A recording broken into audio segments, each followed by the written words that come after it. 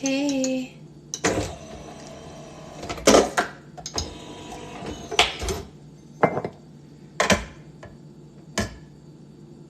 That's not gonna work, is it? Good morning, everybody.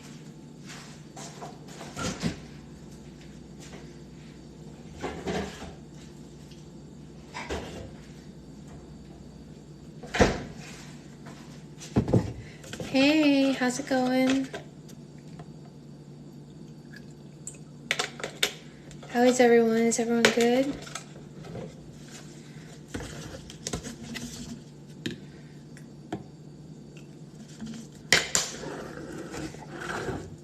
Morning. What's up? What's up?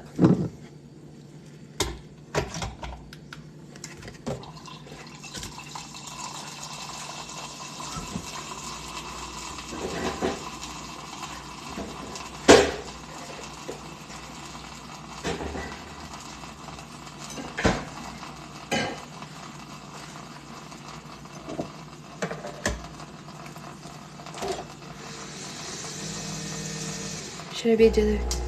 Yay! Hurry up. Aw, Liz, I understand. I understand wanting it right now. But at least it's Monday, and that means post will resume. Everyone was all upset yesterday. No one was getting their stuff. That's because no post on Sundays, you know? How is everybody? I get to work from home because AC can run. Oh.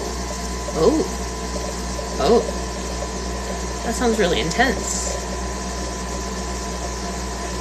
Yay! Hi, Amanda. I haven't seen him in person yet, but he's very cute. He looks a lot like baby Zoe did. He looks a lot like baby Zoe, which makes sense. I mean, you know, there's logic there.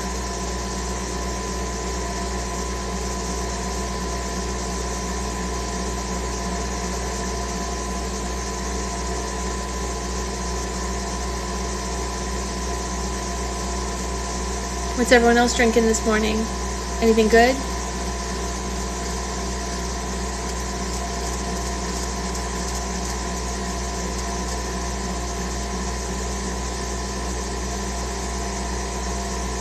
Invited me to join. What is going on?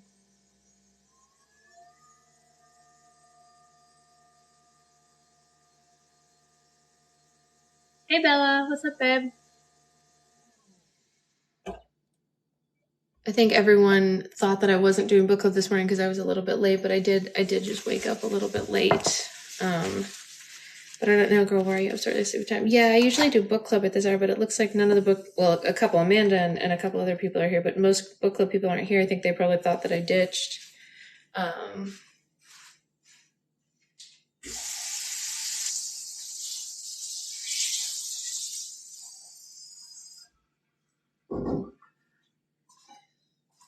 It's going to be a fairly, hey Haley, how you doing, darling? It's going to be a fairly short book club only because I do have a lot of work to get done today because yesterday obviously was a little bit derailed by baby watch, but we should at least get, one chapter read. Sorry, I'm turning off the lights up there so that we are not like so behind, you know what I mean? You know what I mean, Jelly Beans? Hey, Anya. Hello. Sorry, I'm just fixing the tripod here so that we can read a little bit. It's going to be a quick one, but, oops, I didn't know you were on and I just messaged you. That's okay. You're fine, hun.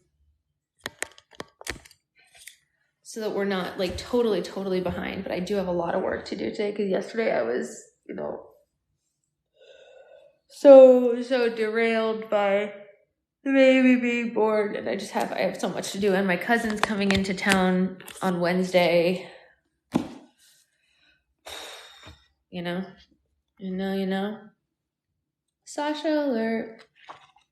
We are on page 271 out of 440. Not bad.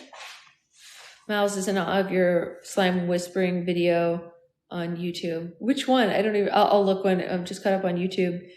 Need baby update. Yeah, we've got a baby. Gustav was born. He was 8 pounds and he looks a lot like baby Zoe did. He looks a lot like baby Zoe. So, that's That's it. He was born around like 6:45, I think, yesterday.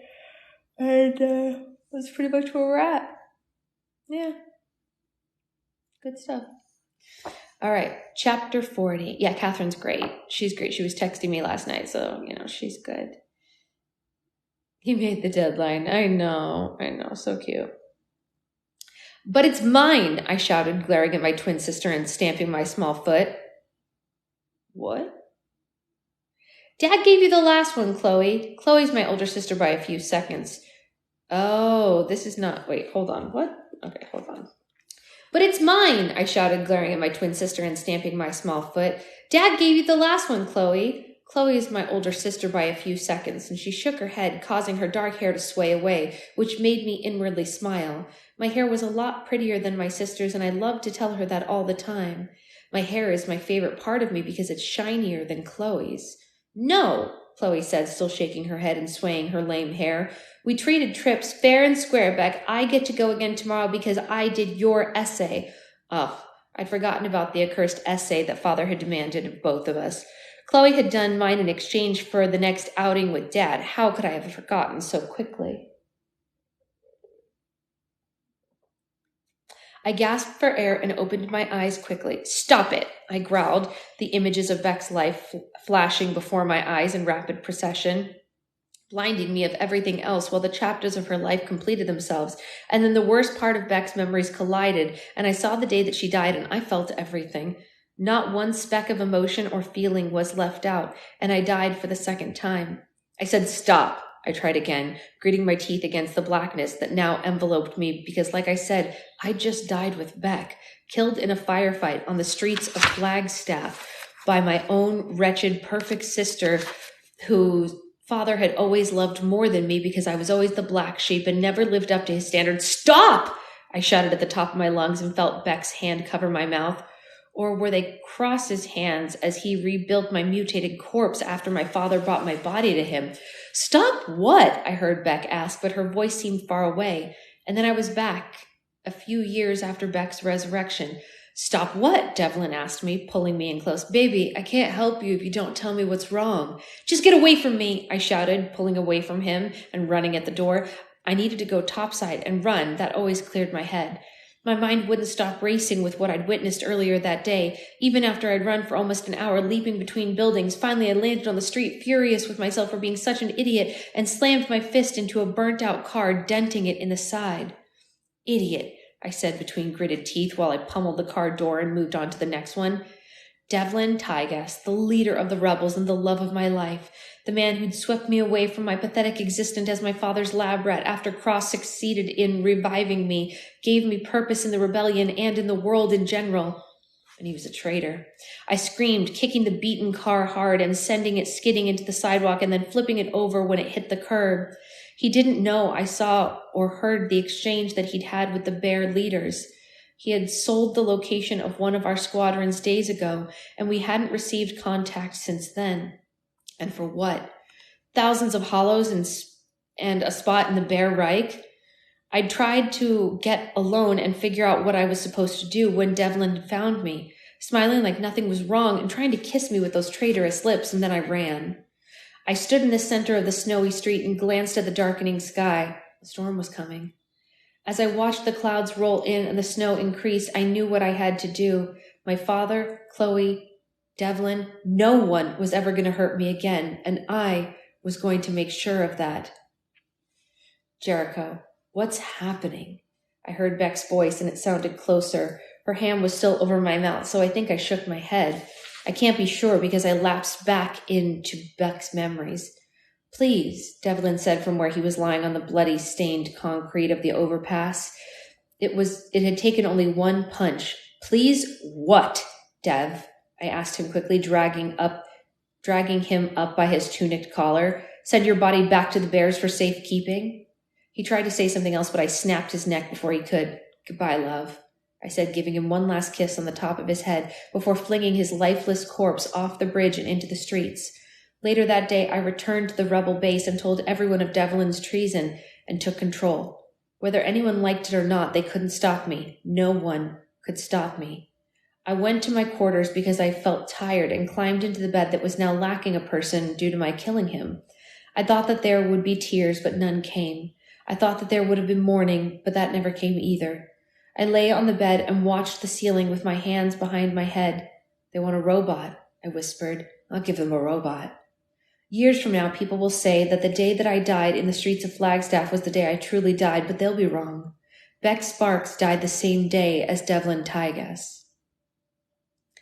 The last few memories finally subsided after a quick flash of our first meeting and what had happened during my 3-year nap. After the lights dimmed, I heard the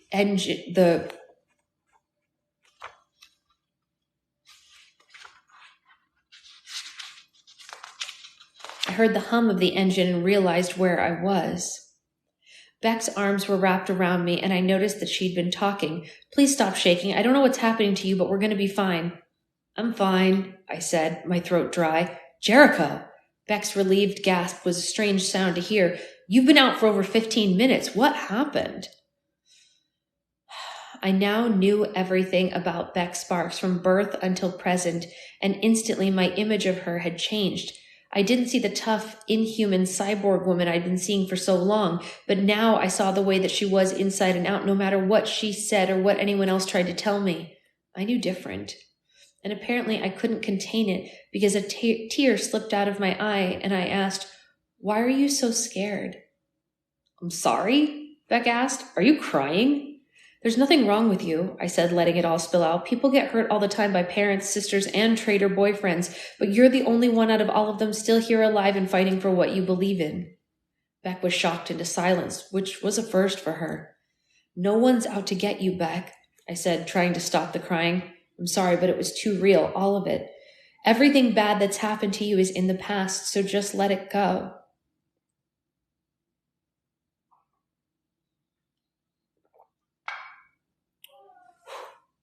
That's heavy. The grate we were lying on shuddered once before lowering a foot to close the engine, and I heard the gears shift. I guess we made it through the roadblock without incident, Beck said quietly. For a second, I thought that she was going to ignore everything I'd just said in the darkness before she finally said, You saw everything? I nodded. We were still holding each other for some reason, our foreheads touching. And now that you've seen it, what do you think of me? She said it in a way that sounded almost sarcastic, but it didn't matter. I knew what she needed to hear. And it was the truth. I think you're amazing. I took a 2-year nap and went through a bizarre breakup, and I'm a mess. You've been to hell and back more than once, and you're still going strong. Some would say it's because you're not human, right?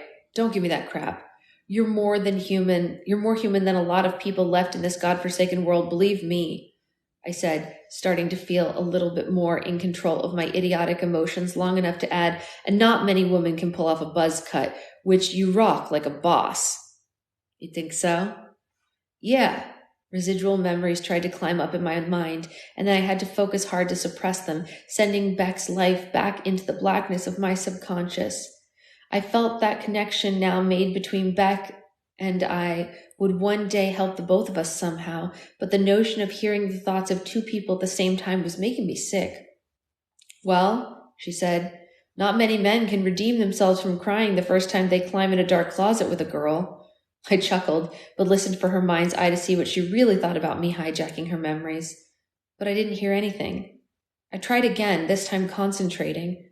When I didn't hear anything the second time, I was a little confused. Blue's mind had been going a bajillion miles an hour for the past few minutes, and although I was still keeping them at bay, a little trick I'd learned recently, I still didn't understand why I could hear Beck's. We lay in silence for the next 5 minutes, all while Beck's inner thoughts didn't make a peep, until the engine panel opened above us and Sam said, All right, lovebirds, honeymoon's over. His smile faltered when he saw that we were holding each other with our foreheads almost touching, and he said, Crikey, mate, I was just joking. How'd it go? I asked, sitting up and ignoring his comments. Sam shrugged. Decently. Blue was a heinous crock to the sinners and caused an awful fuss about being searched, but when the blokes in white didn't pick you two up, they waved us through. Beck climbed up after me and asked, What's our allotted time in the city? 24 hours. Red called from behind the wheel. They've been having a lot of raiders trying to storm the gates recently, so the permits have been shortened for any non-merchants visiting Seattle. Just as well, Piper said, and I noticed that she attached her large red broadsword to the back of her armor. This place doesn't feel right. Is it your boyfriend here? Beck asked, holstering her handgun on her right thigh. No, Piper admitted. He rode on just before we got here. Beck was still rattled from getting her memories peeked at, and I could tell that she wanted to comment about why Piper didn't want to stick around, but Blue spoke up first. She's not wrong. The sinners aren't just at the gates. They're crawling all over this bleeding city, and I still don't know why. Bollocks, Sam said, and immediately received glares from Blue and Red. The big man winced and looked down at Sloane, the 6-year-old girl who was narrowing her eyes in thought at the new word usage. What unfathomable rubbish, Blue. Why? How many blokes like Jerry do you think are roaming around North America right now? Cross somehow knew we left Flagstaff and let his underlings know to keep a lookout. Blue shook her head. Sam, it's literally impossible on a mountain of different levels for Cross to know that. Can we please discuss this later? Red said. We need to gear up and get out and get lost ASAP. Only I had heard what Blue had been thinking when she mentioned the sinners. I checked him, she thought. Cross couldn't possibly be tracking him without me knowing. It's impossible. Just impossible. It has to be. There's only one way to turn off a bugged planet. And a bug planted that deep in someone's brain. And that's to kill him. And I won't lose him.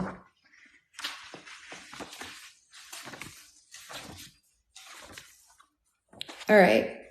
I know that was really short, but I woke up late and I have a lot of work, so it's just going to be one for today. I'm going to get back to things so that I can do a slime live later. I'm going to make some slime on live probably around noon today. And that's what we'll do.